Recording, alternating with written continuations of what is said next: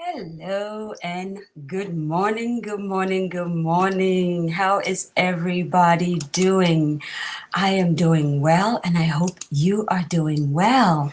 My name is Zoe Baraka. As always, it is Tuesday morning. Today is Tuesday, March 30th. And so I am coming to you live on the Dear Daughter page.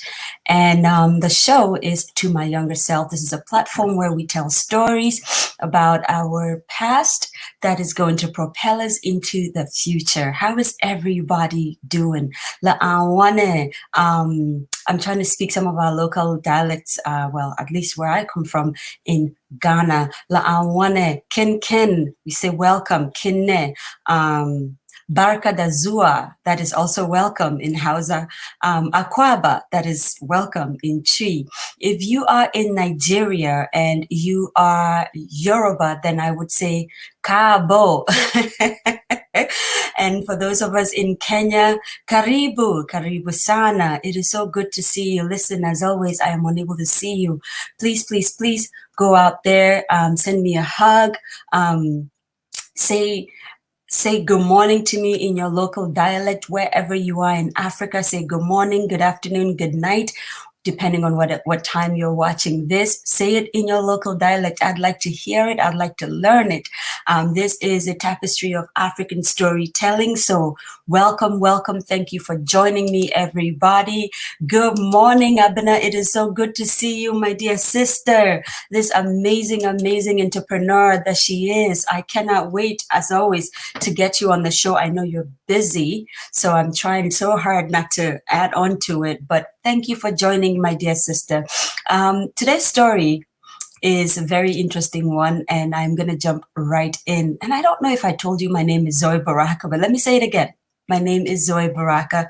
Thank you for taking the time to hang with me today. I appreciate you all so much. So, remember last week when I was telling you a very funny, interesting story about my mom and my sister and my cousin and how she had drawn a circle for them to fight in. And I had mentioned one of my aunties who happened to be there. Today's story involves my mom and also my auntie. I will not mention her name. I'll just keep calling her Auntie. Good morning, Amma. How are you, my dear? It is so good to see you, beautiful. You are fast becoming one of my favorite people to see. Thank you for joining us. I was just telling people to say good morning, good afternoon, good evening to me in their local dialect, wherever they are in this world. So please go ahead and say good morning or good afternoon or good evening to me in your local dialect, okay? All right, so as I was saying concerning my auntie, this story happened. My sister was probably, I would say, maybe 7, so I probably was maybe 12 or, oh, I'm showing my age now, aren't I? But anyway, it happened around that time, and I remember it so clearly. And I've titled this "Let the Women Teach." It's also in honor of, just Women's Month. Today is maybe the last but one day. The whole of March has been a month where we celebrate women, and today is probably the last but one day where we get to celebrate women. So I wanted to tell a story that honors womanhood and honors women in general.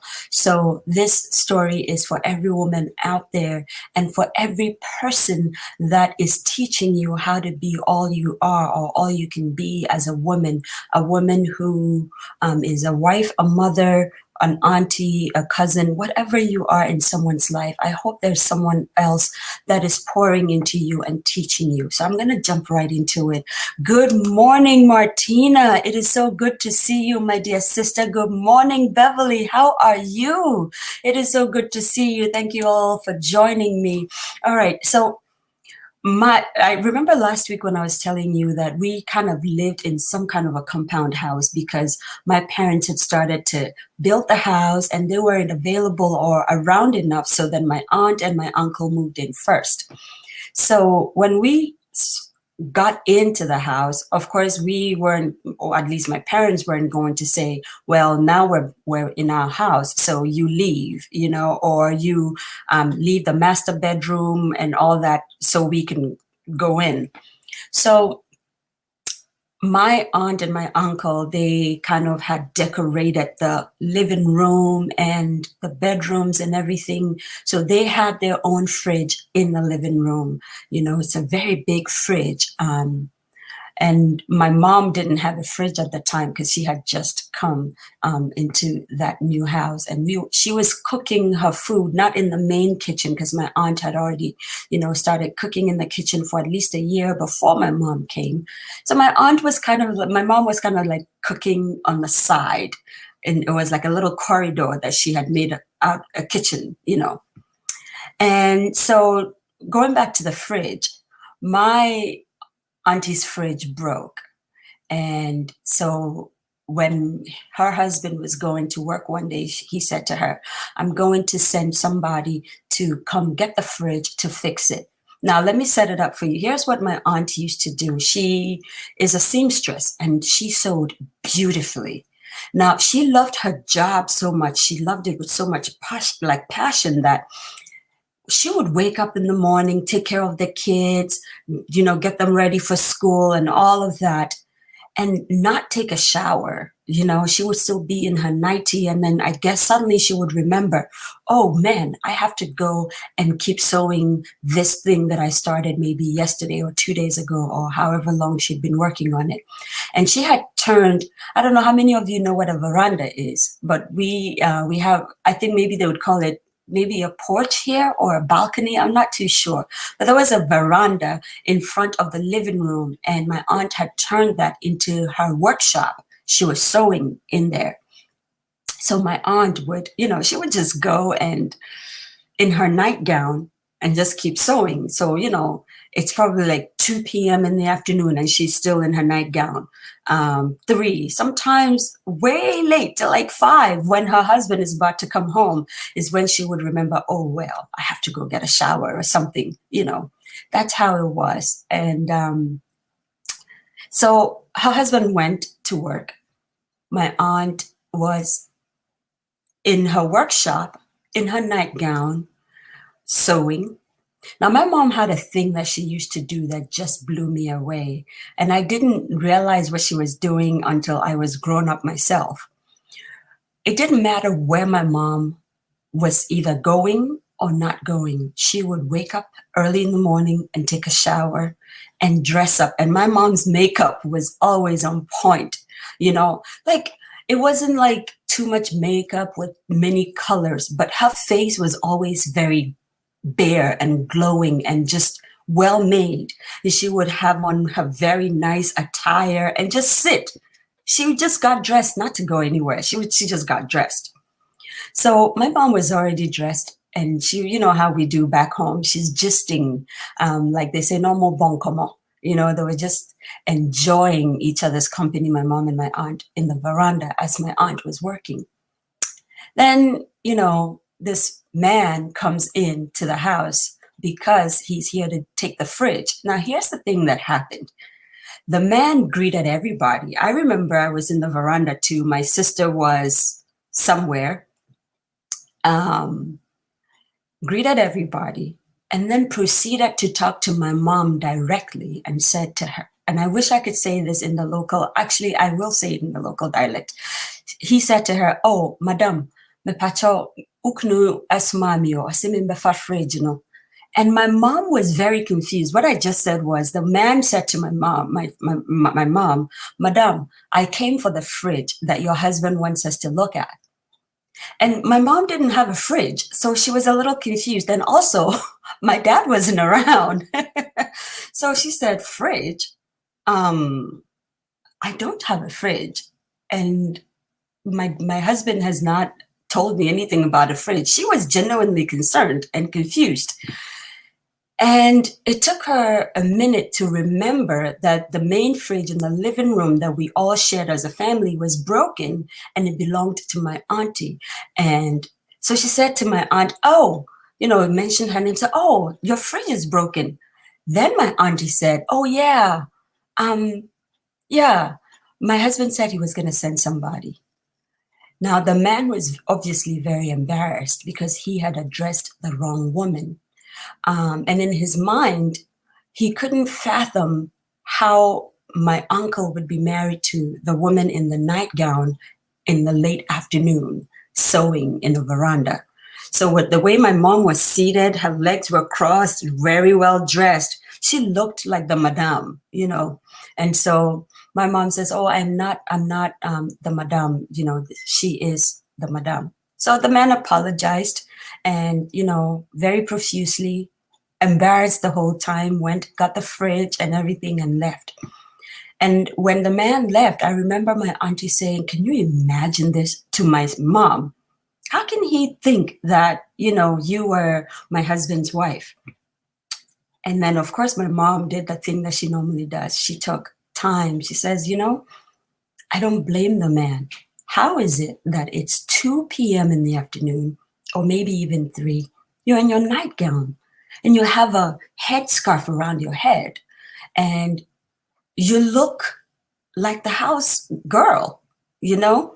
And I don't blame the man for thinking I am your husband's wife, because think about where your husband works.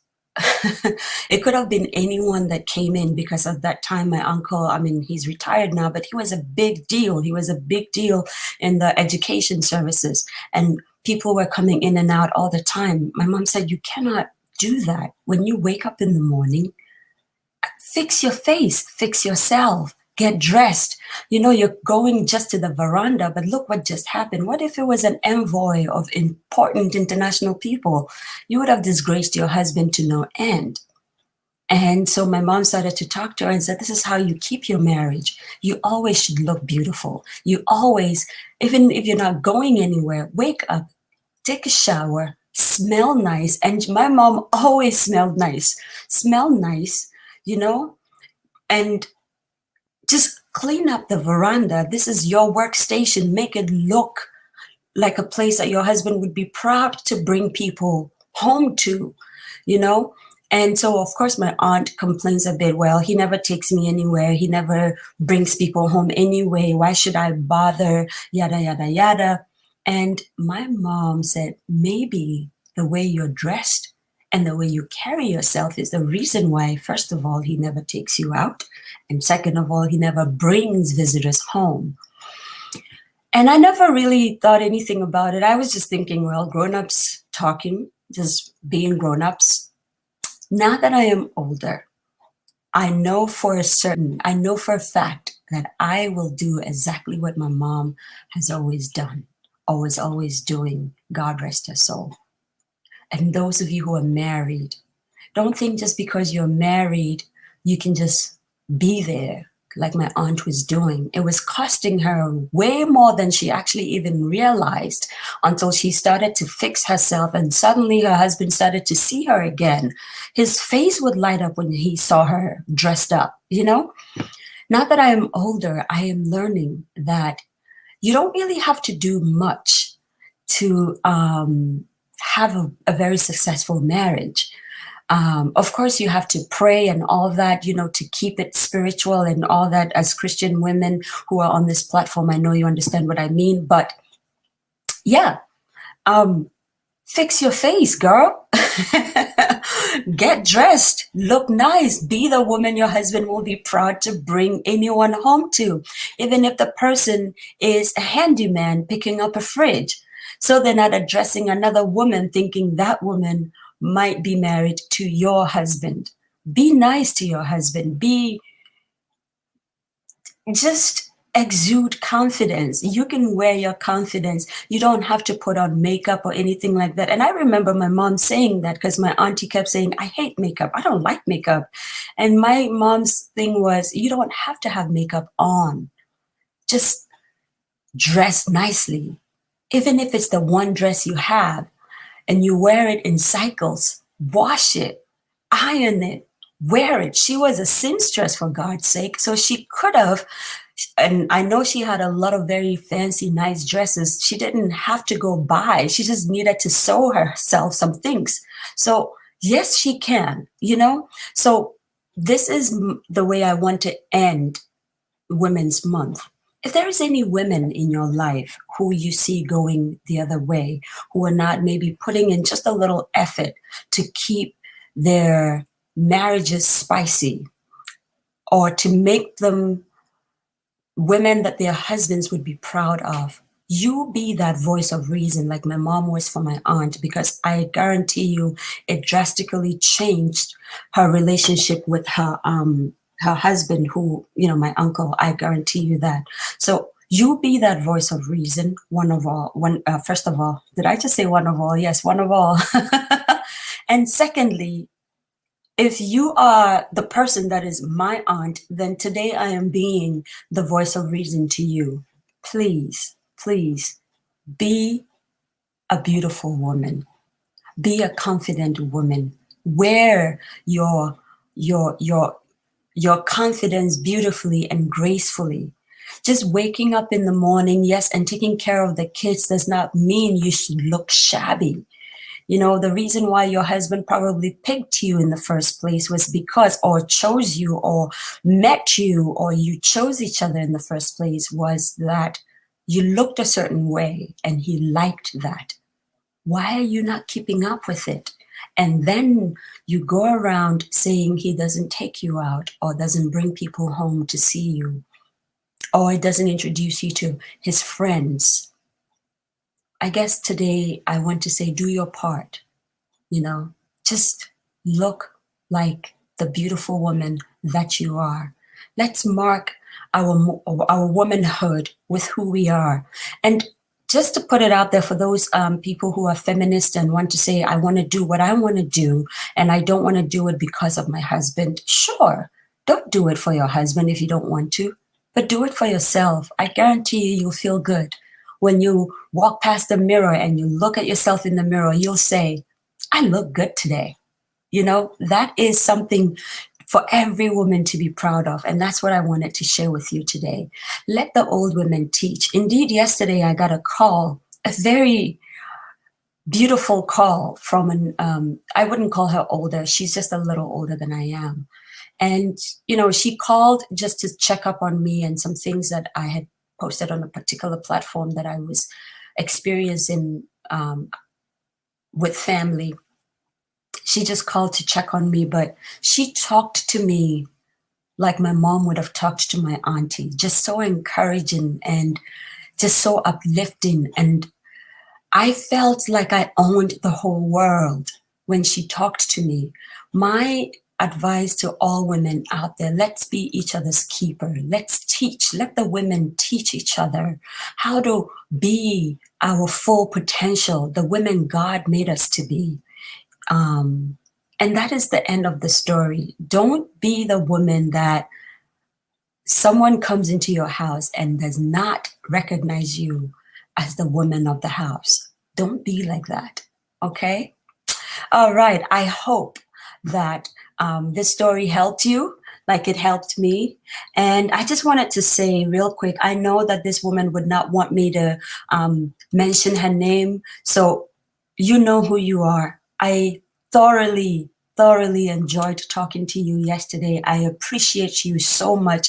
Thank you for being the voice of reason in my head and being the voice of encouragement in my head. Indeed, all the women and God's women in waiting, you guys are just amazing. Thank you for being wonderful prayer warriors and teaching the women what to do to be women. I appreciate you all. Indeed, everyone here, Abena, I see you. You're always cooking online, teaching people how to cook and feed themselves and their families.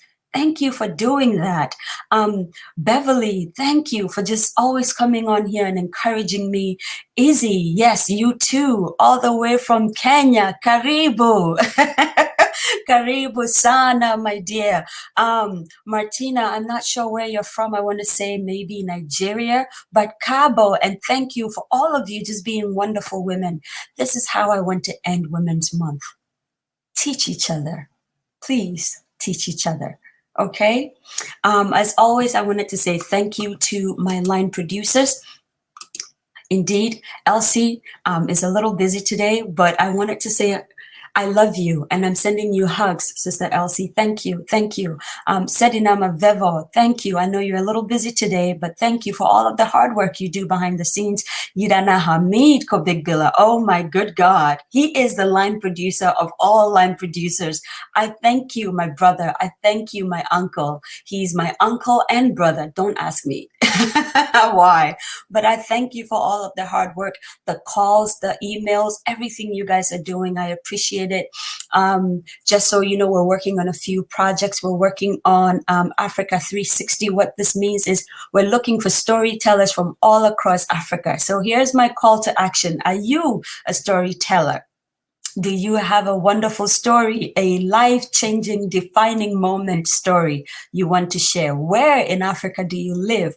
We want to hear from you. Reach out to us on the Dear Daughter page, okay? Send me an email, anything at all. Find me on social media and reach out, and we'll be happy to host you to tell an African story that will change someone's life, okay? Another thing, we are slowly moving to YouTube.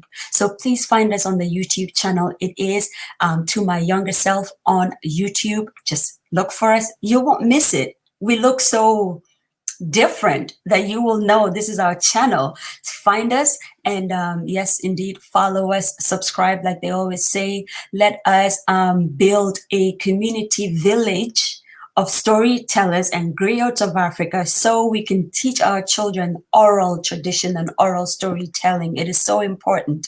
Okay, just a few comments here. Let's see. Abna said, thank you for sharing with us. Yes, thank you for joining me today. Izzy said, good afternoon from Nyeri, Kenya. Ooh, I wonder where that is. It sounds like a very beautiful place to be. Annie Honey says, beautiful lesson from Kenya. Karibu, yes.